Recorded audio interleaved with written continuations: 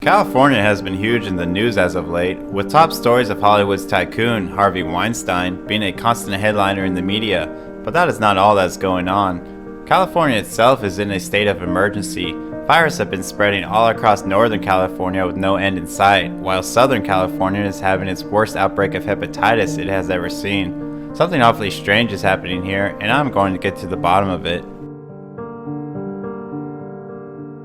Trump also has been huge in the media as of late and was caught saying some even stranger things that the internet and the media have been recently having a frenzy over of what it all could possibly mean. Mysteriously, Trump tells the press late Thursday evening on October 5th that maybe this is just all the calm before the storm.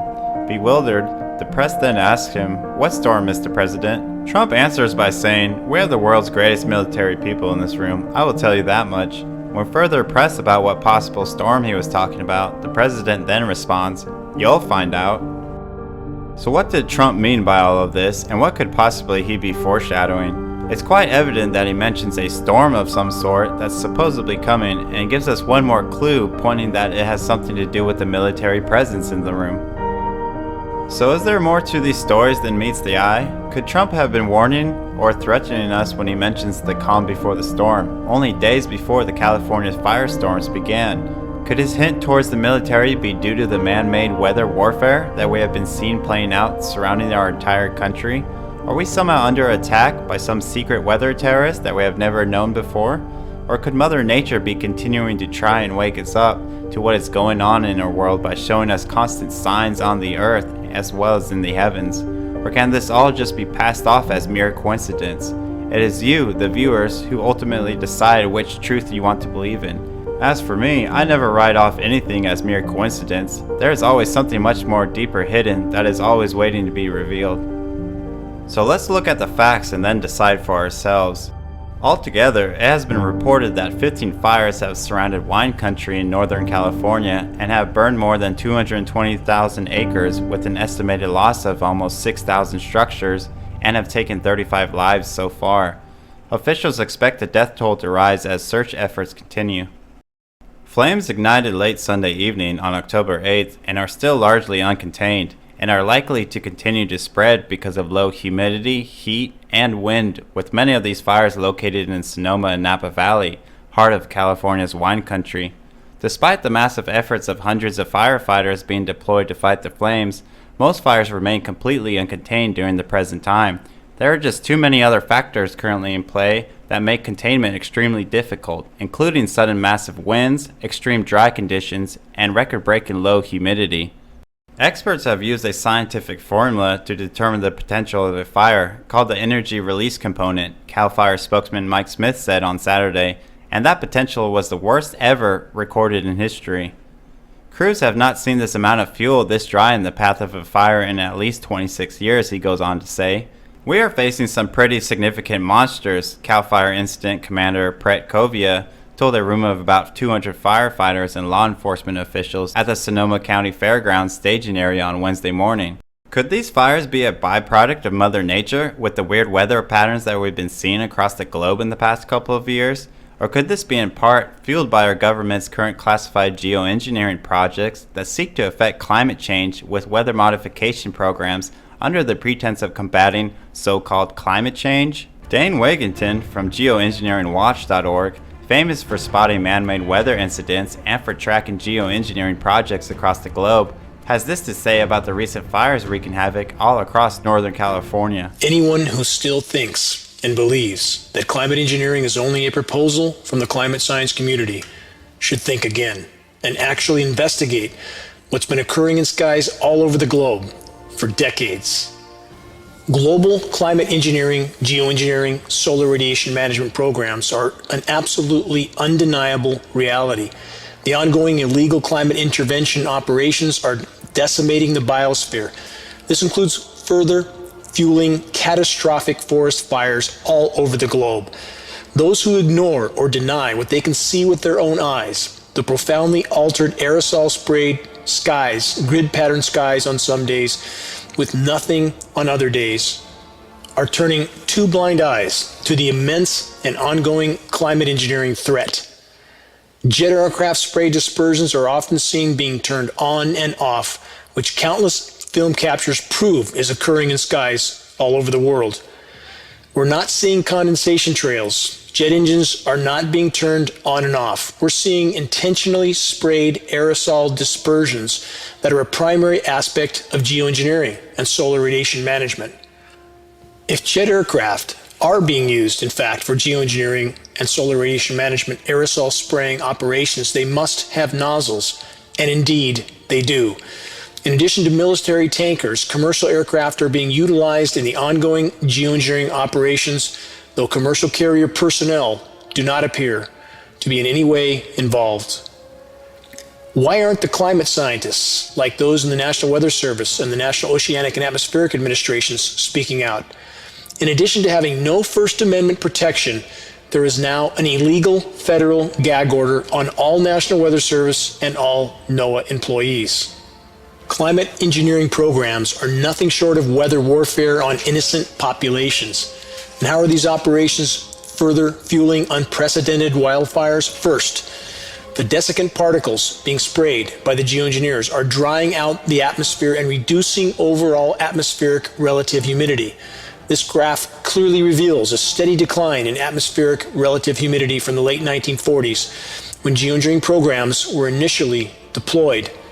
Atmospheric relative humidity must increase on a warming world. The laws of physics make this clear. The only way atmospheric relative humidity can decline is if there is a factor that's not being acknowledged or admitted to by the experts for reasons already stated. That factor is geoengineering. Climate engineering operations are completely disrupting the evaporative cycle, convection, wind, and thus the entire hydrological cycle. Extreme drought and deluge is now the norm. We're still being told by official sources that the California drought is over, as this recent U.S. Drought Monitor image indicates. The drought is over narrative is being pushed to pacify populations, but it couldn't be further from the truth. Just because reservoirs have more water in them is absolutely not indicative of the state of our bone-dry forests that are dying by the day. Fuel moisture in the forests are at all-time record low levels. Why aren't official sources reporting this? When rain does fall in the forests, it's saturated with the highly toxic heavy metal fallout from the ongoing climate engineering operations. Aluminum nanoparticulates are a primary element named in climate engineering patents. Aluminum is a primary element showing up in precipitation tests all over the globe.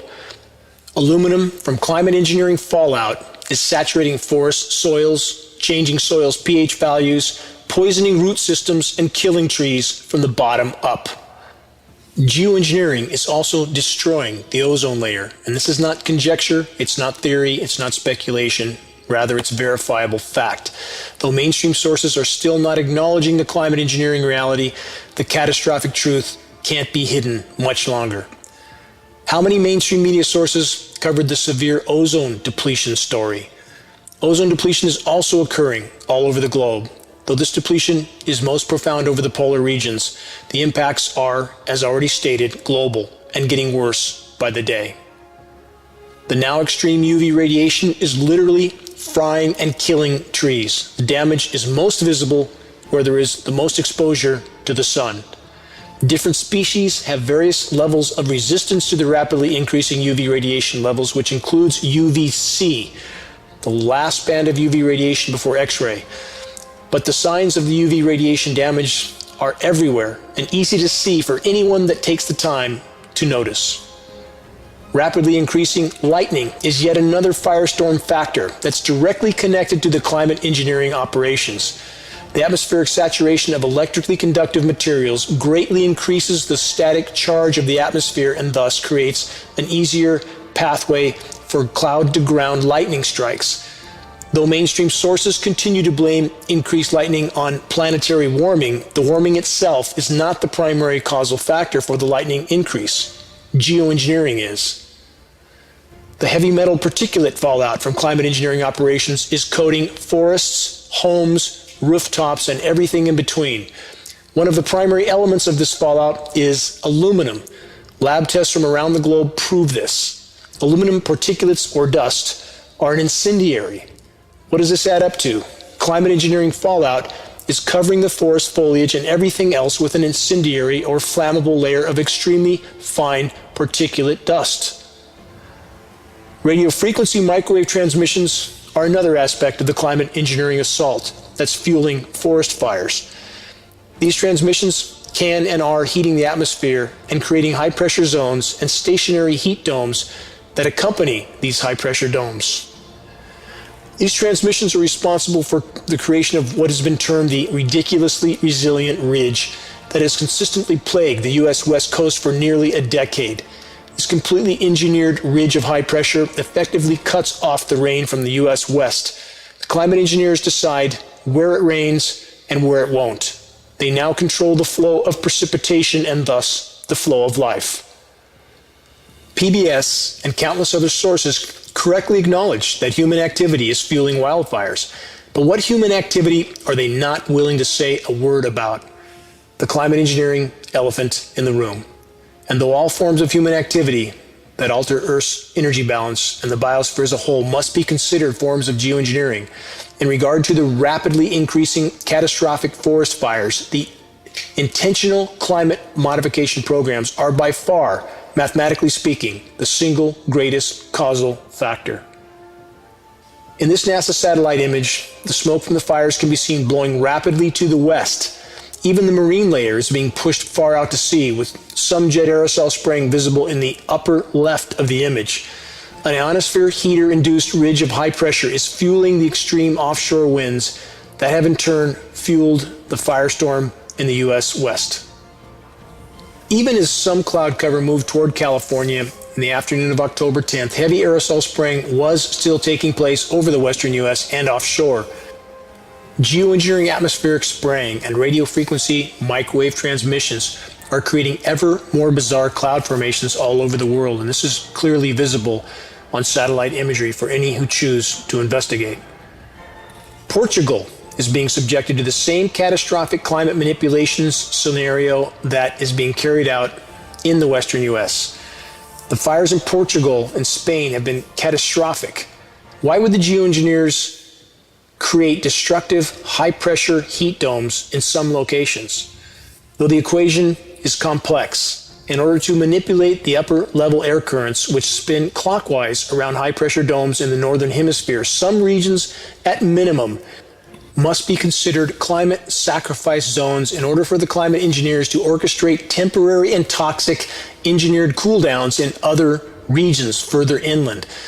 Who gave them the right to make such life and death decisions? The military-industrial geoengineering complex is completely out of control.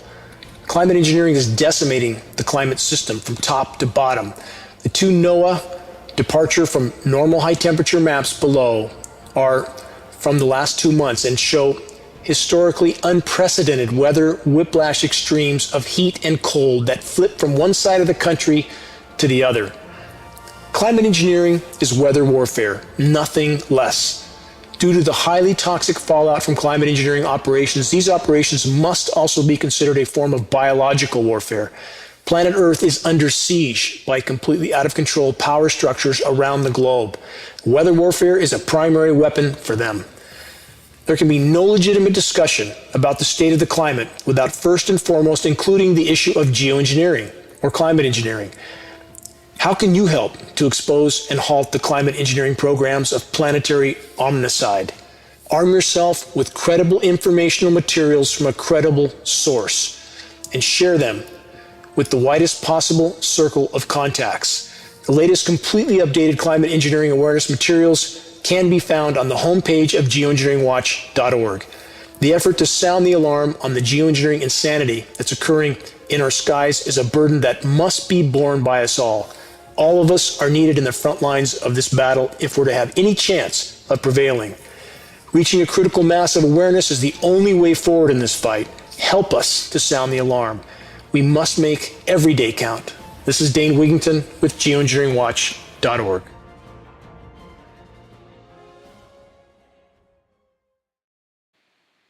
Hey guys, it's 11:30 a.m. on October 10th, 2017, and I just wanted to go over some basic facts with you guys about fires. The average house fire burns at a temperature of about 1100 degrees Fahrenheit, which isn't hot enough to destroy most metals and earthly made substances. And if an item is well placed and small in size, its chances of survival increase drastically.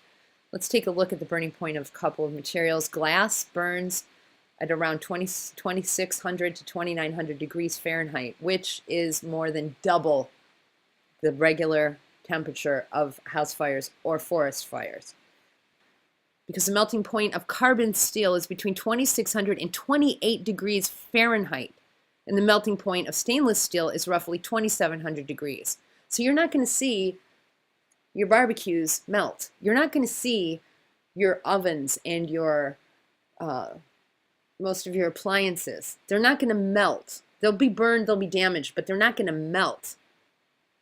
It's common to find an appliance or two that remains intact. There's chaos around there, but many appliances these days are made with stainless steel, which gives them a sleek and design durability. So a lot of people have these things, but the metal, the frame itself of these things is not going to melt. So let's take a peek at what happened here. Well, let me just show you some pictures here of normal house fires. What's usually left afterwards? There's a bunch of rubble and everything's black. Usually the frames of the buildings stand. And there's a bunch of crap around the trees, or around the place, buildings. The frame of the building stays intact. The entire building does not disappear. There's still debris. There's a huge debris field after these things.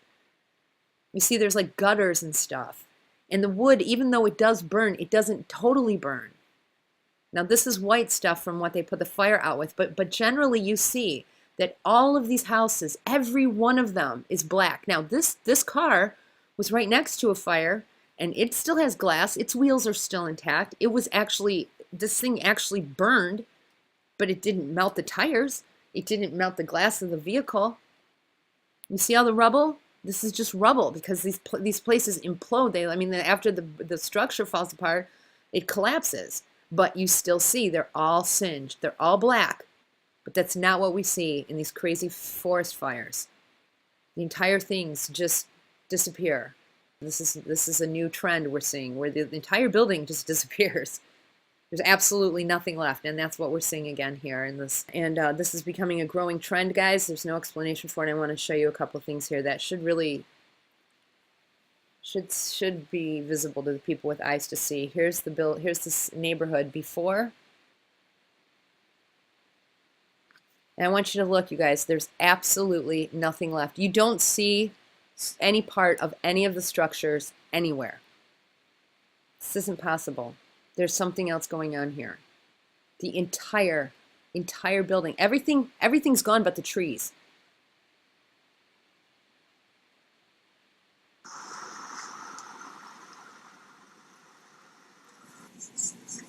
Now I want you to notice here that there's absolutely nothing of the structures left, not one of them. The trees are still here. There's debris, but very, very little debris. Where's the stuff that was in all these houses? Where's the stuff? Where's the roofs? Where's the brick? Where's the granite countertops? Where's the appliances? Where is everything? How come only the trees are standing? This is just not right. And then look at the fires that are still burning here. Look at these fires. These look awfully familiar, don't they? Let's take a peek, because Dr. Judy Woods has spoken about these before.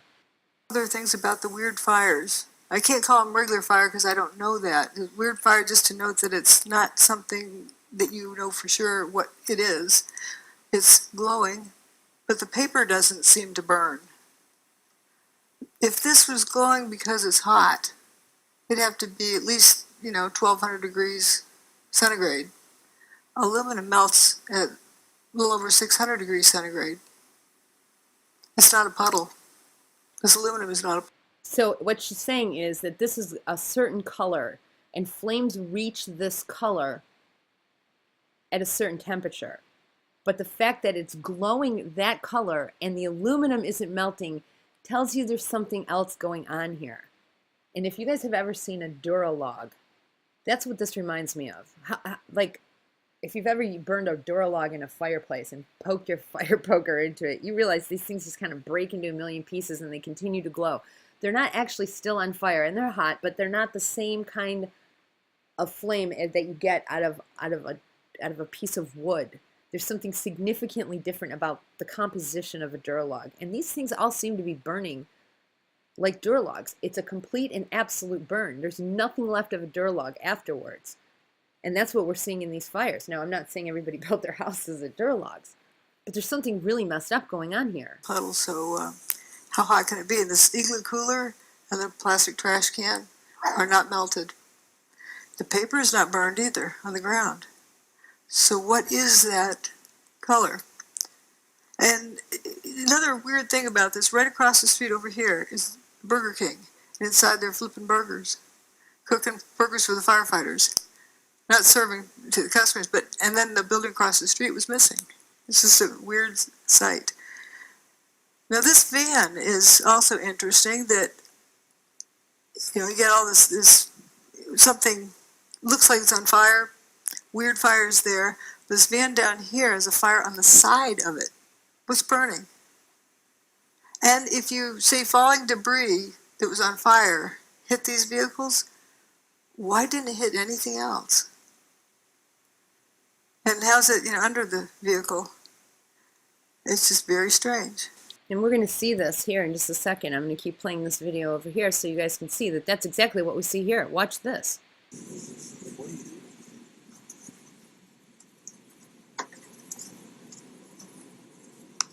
Notice that these, see how they're all just kind of burning like, I don't know what. And these cars, I'm going to back up here. These cars are all smashed. They have no glass. They're all smashed. Watch this. All of these, they're like smashed to hell. Look at this. And what the heck is this? What's going on here? How did this car all catch on fire? It's got no glass. It's all destroyed. And what is this beam?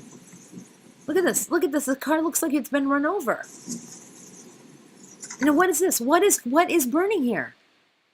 What is burning here? This is the exact same thing we saw on September 11th, you guys. There's something very messed up here. With September 11th, one of the most suspicious variables was that there was nothing but dust. Dr. Judy Woods describes it, as she saw it, as being dustified. Things just disappeared. It looked like they caught on fire in some parts of the building, but you see this billowing grayish-white smoke. And if you guys look at the long-distance photos of these pictures, you're going to see that's exactly what we see is the exact same kind of smoke. I'll do another video on that. I don't have those queued up right now. But here's the point. Look at this. What is burning here? What is burning here? Because you're going to see that there's twigs all over the place. There are twigs everywhere. The twigs didn't burn, but yet the entire building, there's nothing left of these houses? Come on. This is just very weird. This shouldn't be this way.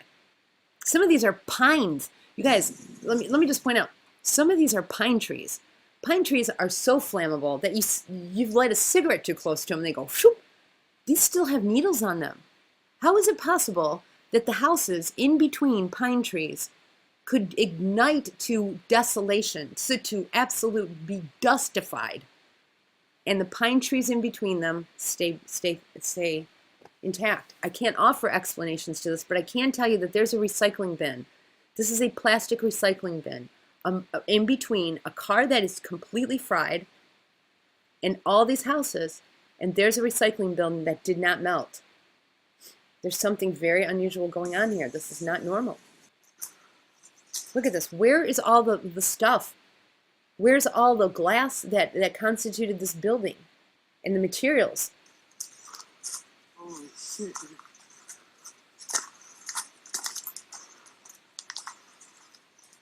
Where's all the glass? Yep. Toasted. He's right. It looks toasted. Look at this. There it's whatever comprised the structural integrity of this building is entirely disintegrated. It's gone, you guys. It's gone. Whatever held this building up is gone. There's rubble, but this looks more like a bomb. Now I want you to look. If this was a fire, why didn't this burn? This looks like something I would break up and put on top of one of my bonfires here. I would use this in my fire pit. What is it? It's like a tree. It's tree branches. This is kindling. How come the kindling didn't burn, but the entire structural integrity in the glass is gone? I'm so happy the football field didn't even get touched. Now that's what we're teaching our children. I want you to hear what this kid said. I'm going to play it one more time. This is a frightening observation this kid made. I'm so happy the football field didn't even get touched. I want to stop this video right here for a moment to expound on what this kid just pointed out. The football field didn't even get touched, the kid says. This kid, unknowingly, has just made an incredible prophetic statement. For those who know me and watch my videos, I've been proving over and over that the book of Revelation is one of the most critical tools to the understanding of the chaotic state that our world is in since August, starting with the fulfillment of the prophecy from the Great American Eclipse. Since then, our world has been tumbling down in a sort of domino effect, with wave after wave of horrible disasters and plagues hitting us non-stop. And I'm going to continue to relate what the scriptures are saying here, because myself as well as many others believe that we are in the last days, that the signs of the times are literally all around us. The times that we live in are a big deal. I don't know how much more I need to say that all of this is very real and is happening at a phenomenal rate. It may not seem big to many of you because you are watching it from your tiny little video screens, and week after week there will be a brand new story just waiting for you to make it all seem like this is all just totally normal. But this is not normal. None of it is. And you may call me a conspiratard or whatever, but the fact is that I'm at least someone who is asking real questions. Us conspiratards are the ones who are honestly searching for the real answers here, because if you are not seriously asking any of the questions, then how do you expect to receive any of the answers? The more questions you ask, the more answers you can receive. That's simple logic. And what this kid just said, without even realizing it, exactly sums up what Revelation chapter 9 verses 3 and 4 are all about. And there came out of the smoke locusts upon the earth, and unto them was given power, as the scorpions of the earth have power. And it was commanded them that they should not hurt the grass of the earth, neither any green thing, neither any tree, but only those men which have not the seal of God in their foreheads. And if you continue watching this video, you will notice that the trees are mostly still there, and even the grass and brush around the houses still remain intact. How is this possible? It looks like, with pinpoint accuracy, that these houses were targeted by some kind of advanced weaponry. Could it be aliens? No, I don't think so. So what did Trump tell us again? He said, the calm before the storm, and he mentioned that it had to do with the United States military power. And what is John from Revelation trying to describe here? He continues on in verses 7 through 10 in the same chapter, reading, And the shapes of the locusts were like unto horses prepared unto battle, and on their heads were as it were crowns like gold, and their faces were as the faces of men. And they had hair as the hair of women, and their teeth were as the teeth of lions. And they had breastplates as if it were breastplates of iron. And the sound of their wings was as the sound of chariots of many horses running into battle. And they had tails like unto scorpions, and there were stings in their tails. And their power was to hurt men 5 months. Could John actually be describing advanced weapons here? If you were trying to describe helicopters or satellites some odd 2,000 years ago, how would you go about describing them? You would probably use references that you are familiar with, like horses, scorpions, and breastplates made of iron, because that is all you knew back then.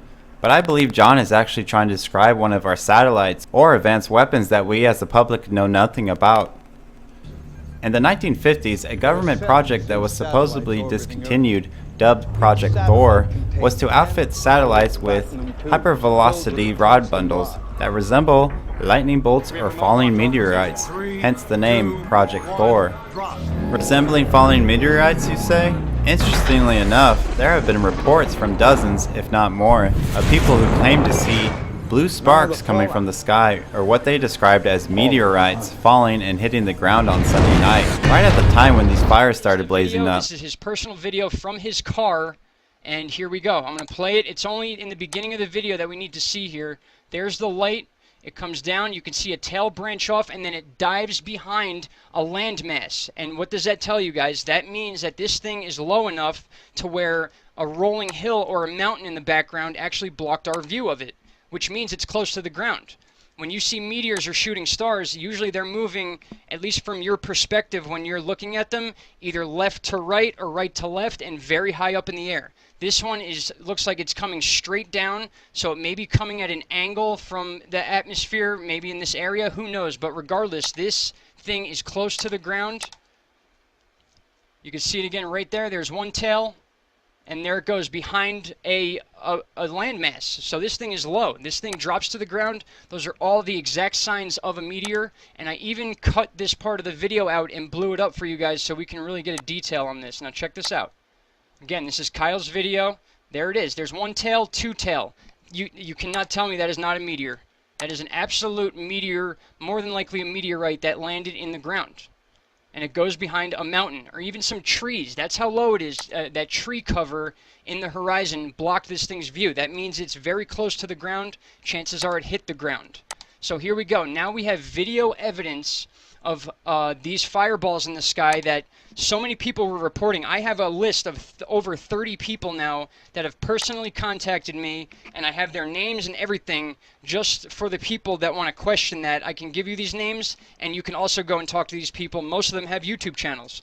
They all are from California. They all saw fireballs and meteors, and some even claim they saw meteorites. Now, again, a meteorite is a meteor that hits the ground. So unless they saw this with their own eyes, there is a question there. But if you see a meteor get as low to the point where it goes behind trees or behind a mountain in the foreground, yes, that thing is more than likely going to hit the ground. And guys, when we get meteors that hit the ground, they hit at such a speed that just because they may not be a big giant ball of fire, just the friction alone can cause minor fires. And then a couple hours later, as these fires begin to grow, that's when they notice them. And that's where you get that explanation of why a meteor could come around 8 o'clock and then not get a fire until 11. It's only because we didn't report the fire until 11, until it was big enough to notice.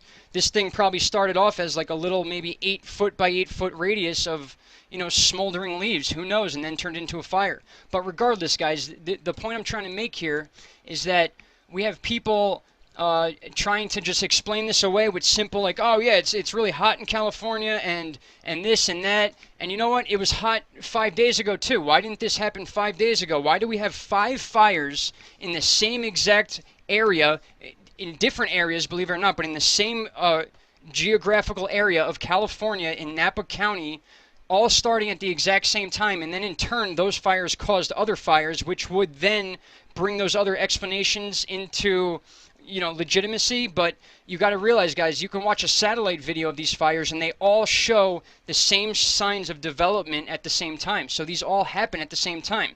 So unless we had 5 or 6 people in the woods that were on walkie-talkies, you know, lighting lighters and starting fires at the same time, the only other logical explanation for this is what we're seeing here in this video. We have a visual confirmation of at least one meteorite, and I'm calling it that because you can see it in the foreground. And not only that, but this person who really deserves our thanks, guys. I really want you to go check his channel out. I don't know what other material he has. It doesn't matter. This is a great start for him. If this is his first video, way to go, man. You're on the right path here. He's got 13 subs. Give him a like. Please give him a like. Oh, I didn't sign in yet. 318 views. That should be 318,000 views based on what this meteorite may have done. Now, this is why I'm offering this information to you guys, because I'm not making any of this up. I use stuff to verify, and if it wasn't for this person here, I wouldn't even be making a video about this right now. I happened to stumble upon this. He never saw my video, so him and I were both, you know, trying to verify something because he didn't want to take criticism over this date, and he did the right thing. He verified it on another website, which is good. He admitted that this was him filming it. He gives you the highway he's on, which is California 160 South near Rio Vista, facing eastward. Now, guys, if you go on Google Earth and you line up with this highway and you face eastward, guess where you're facing? You are facing directly at the area where those fires happened, right where this meteor goes. So no one can tell me that this meteor is not in this area. That's exactly where it is. It's in the exact area where these fires formed. And then he felt the need that, okay, people might give me a hard time about this date, so then he went on to American Meteor Society, he registered, and he made a legit post. And now it's available public data, guys, with video evidence to back it up.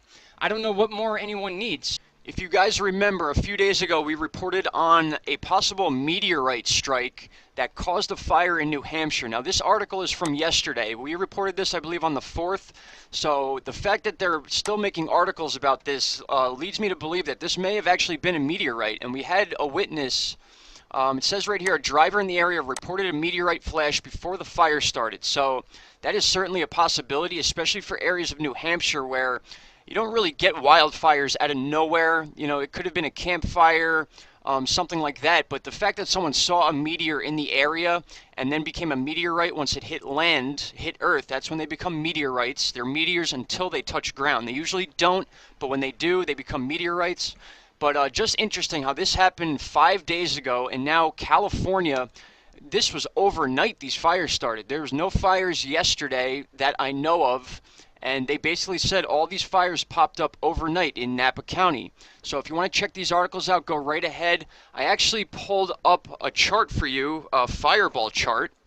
Now this site here is called amsmeteors.org, all one word, and you can come here and you can either report or look at reports of current fireballs that have gone on in specific areas. I have this set to California, and if you look here, guys, on the 7th PDT time, there was many reports. A lot of them, we have San Francisco, Roseville, Novato, Berkeley, San Jose, San Ramon, Berkeley again, San Jose again. Some of these may have been multiple people seeing these, but also pay attention to the experience level here. We have people that have a lot of experience on this site. I guess you get graded based on how accurate your info is. We have a 5 here, a couple 3s, a 2, and then a few 1s. But again, guys, these are a lot of reports for one day. So I'm wondering if this has anything to do with these fires, especially the fact that they're speckled around. Atlas Peak and then Santa Rosa is another area. So these areas are not so much far apart, but these are multiple fires. So it's very interesting to think about this situation. We may be dealing with meteors. Various other concepts for space weapons over the years included what some called rods from God, which would drop kinetic energy weapons from orbit that would have onboard targeting systems, allowing them to aim at other satellites or target the ground below them. These projects were supposedly cancelled and seemingly never continued further from their initial planning stages, or so we have been told. In 2013, the U.S. Air Force 846 Test Squadron and civilian researchers at Lawrence Livermore National Laboratory successfully test-fired a kinetic energy projectile, a tungsten-rich shell moving at 3,500 feet per second, more than 3 times faster than the speed of sound, on a specialized track at Holloman Air Force Base in New Mexico.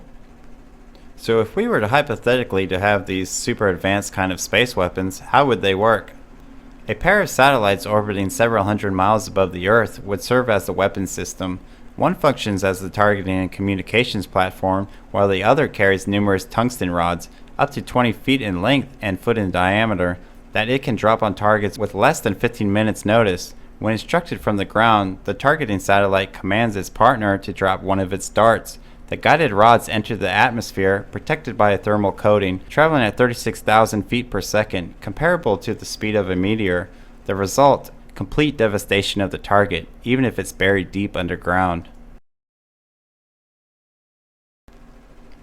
So it wouldn't be far-fetched to say that the people who witnessed meteorites, or something like a meteorite, falling to the ground on the night the fire started, could in fact be an advanced space weapon that we have never heard of. The concept of kinetic energy weapons has been around ever since the RAND Corporation proposed placing rods on the tips of ICBMs in the 1950s. Though the Pentagon won't say how far along the research is, or even confirm that any efforts are underway, the concept still persists.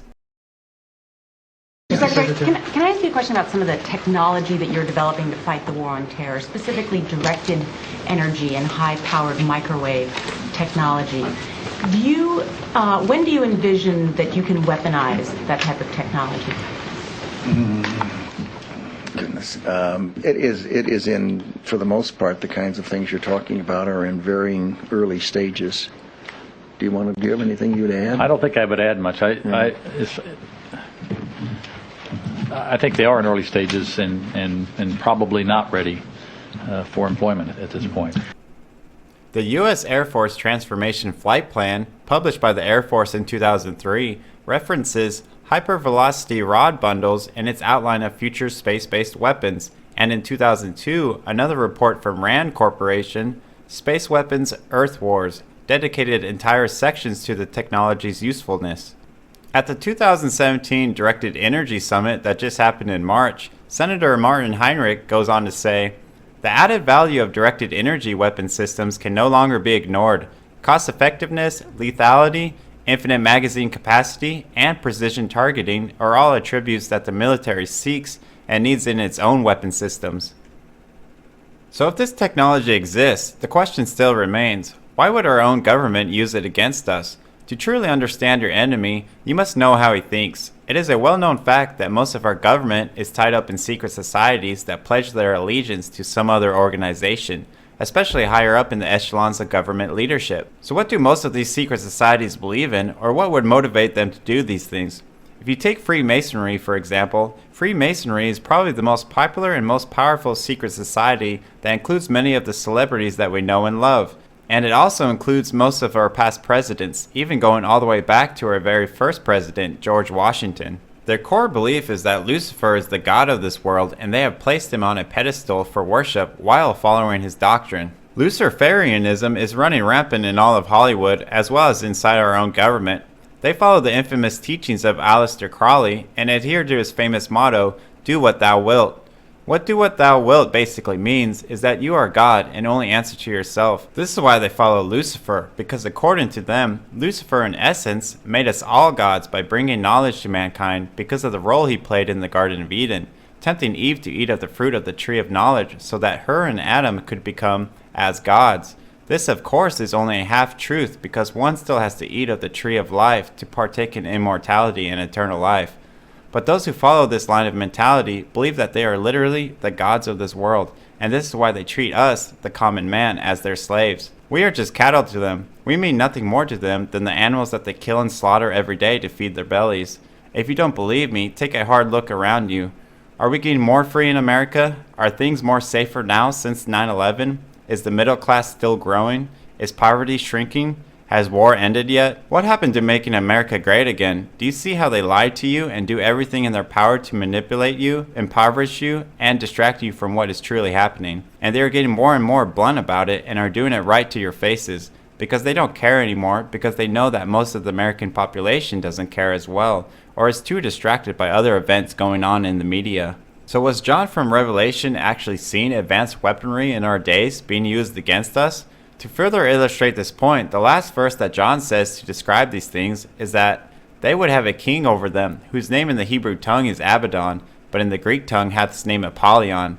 This is the devil himself, that old serpent called NASA. So were these fires the first time that we saw these kinetic energy weapons being used, or is there evidence of them being used before?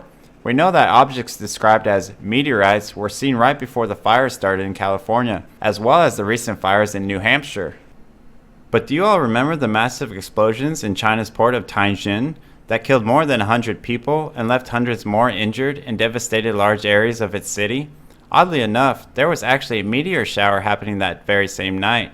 It seems that meteorites have been causing a whole lot of trouble for us lately, but was it just another coincidence, or is there more to the story than meets the eye? On August 11th, China's central bank devalued its tightly controlled currency, causing its biggest one-day loss in over 2 decades. Gerald Celente of Trends magazine appeared on Ground Zero to announce that China has been rigging the game all along, and that any kind of devaluing of currency or stocks or an economic sputter in China could plunge the United States in an economic freefall. Then only a day later, that terrible disaster struck Tianjin inside of China, causing a massive explosion, claiming hundreds of lives. And to further prove my point, less than a week later, Tianjin experienced this strange phenomenon as unidentified white foam started appearing everywhere on its streets after the city received its first rainfall. Some who made contact with the white foam were reporting a burning sensation on their face and lips, while others were reporting a stinging sensation on their arms. Some have even said they experienced an itchy sensation, according to a NetEase news report. And this is the same exact thing we are seeing over here in the US.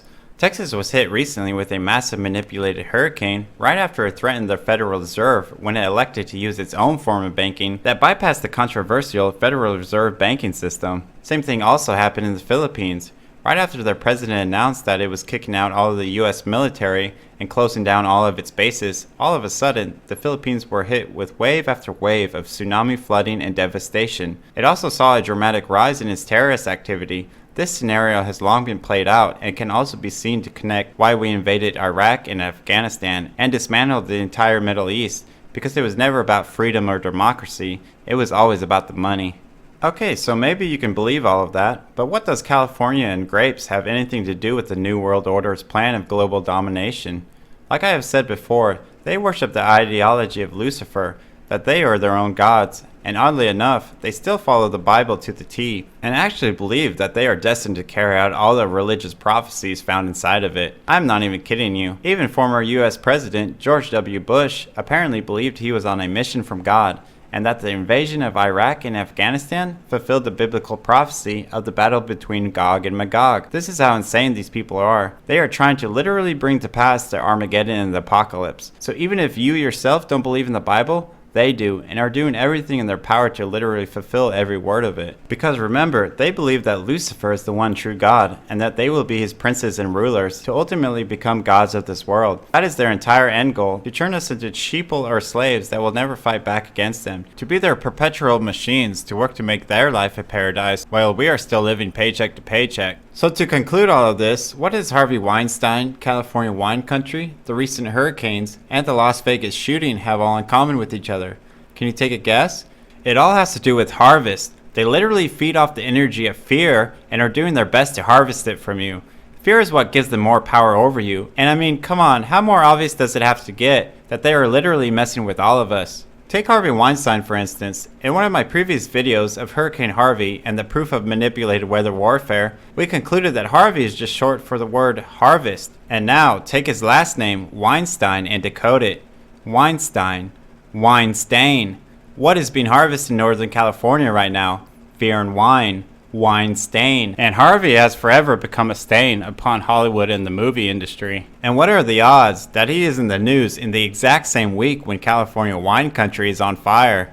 And also directly following the Las Vegas shooting at a country concert named Route 911, Route 91, Harvest. Now apply what Revelation has to say about the harvest in the last days. And I looked, and behold a white cloud, and upon the cloud one sat like unto the Son of Man, having on his head a golden crown, and in his hand a sharp sickle.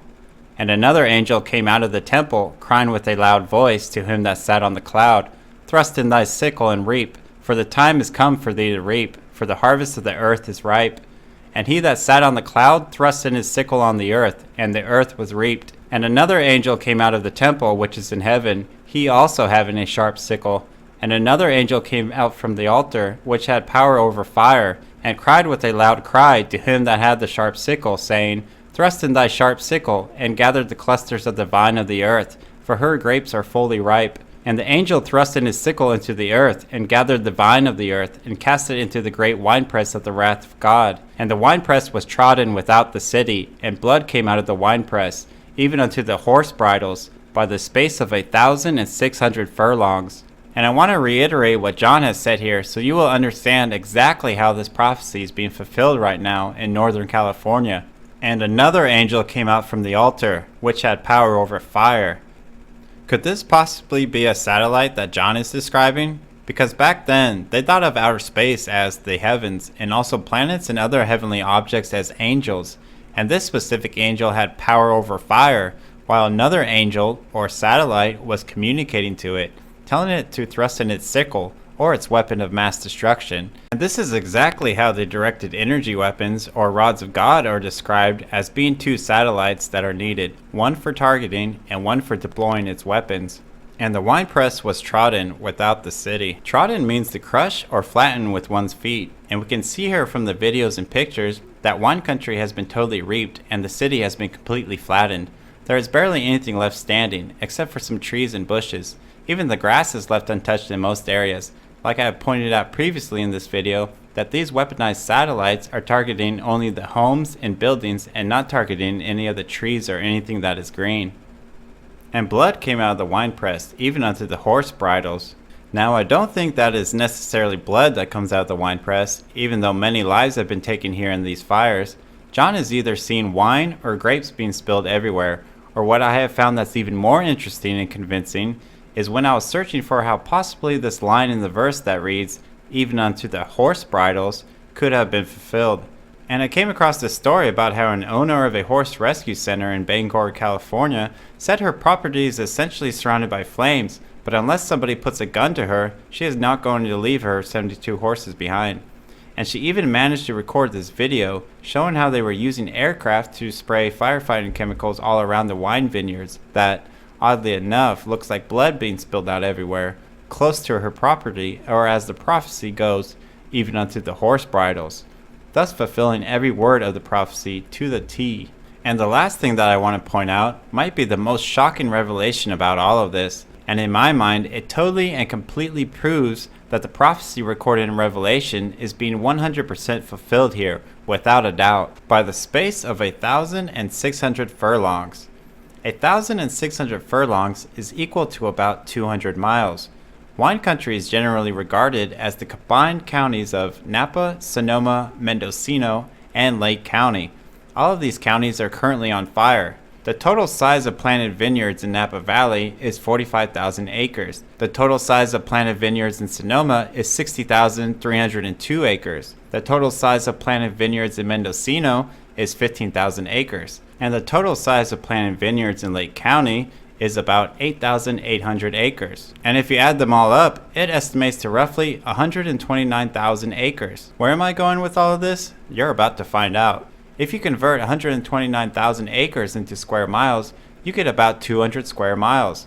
This honestly makes me want to throw up, because when I was first doing the calculations, I did not expect all of wine country to equal almost exactly 200 square miles, which is exactly what John had seen in a vision, that vineyards would be on fire, and what he called angels, because he doesn't understand what they are, but sees them as being high above the earth, having great power to cause destruction by fire, and called them the only thing he knew how to describe them, as angels with sharp sickles. And as you can see from all the videos and images that I've shown you, the wine press has been literally trodden without the city. 200 miles or 1,600 furlongs of wine country has been smashed to pieces, and there is no more city. What we have seen here is either God's wrath upon us, or our own government is seriously at war against its own citizens. Those are the only two logical conclusions that could be drawn from all of this. Either a miraculous act of nature that was an exact fulfillment of prophecy, or the government has secret weapons used to manipulate the weather and cause destruction wherever they see fit.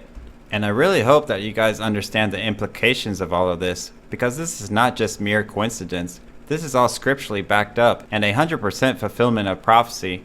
And like I have said before, you don't have to believe in the Bible, but keep in mind that those in power sure as hell do. And at the very least, we should all be paying attention to what the Bible has to say at least, because it might be a warning of more things to come. We are at war, people, not against flesh and blood, but against principalities, against powers, against the rulers of the darkness of this world, against spiritual wickedness in high places.